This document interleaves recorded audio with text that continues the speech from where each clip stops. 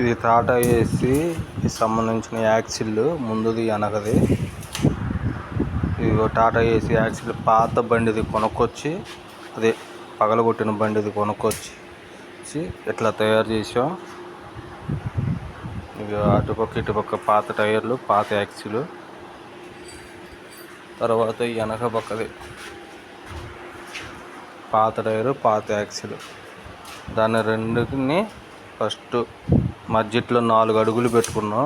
ఆ యాక్సిల్కి ఈ యాక్సిల్కి 4 అడుగులు పెట్టుకుని ఆ 2 పైపులు వేసి స్ట్రక్చర్ తయారు చేసుకొని, ఆ తర్వాత ఇలాగా ట్రాలీ లాగా రాడ్లు వేసి చేసాం. ఇది ట్రాలీ. దీనికి మడిలో ఈ రాడ్ వెనక పక్క ఉండాలి, ముందు పక్క ఉండకూడదు. ముందు యాక్సిల్ కాబట్టి వెనక పక్క ఉండాలి. ఇక్కడ ఒక బోల్టు, ఇక్కడ ఒక బోల్ట్ వేసి దీనికి అటాచ్డ్ కలపాలి.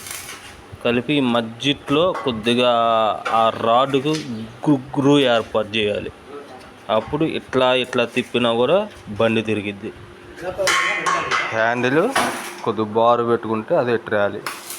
ఆల్రెడీ తయారు చేసింది ఇస్తాను, ఆగండి. తయారు చేసిన బండి ఇది ఉంది.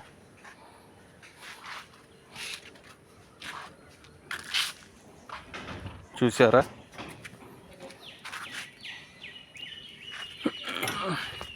చూడండి ఎట్లా తిరుగుతుందో. తిరిగిందా టైరు? తిరిగింది. ఫ్రీగా తిరిగిద్ది అన్నమాట. ఇది ఇట్లా తయారు చేసుకోవాలి.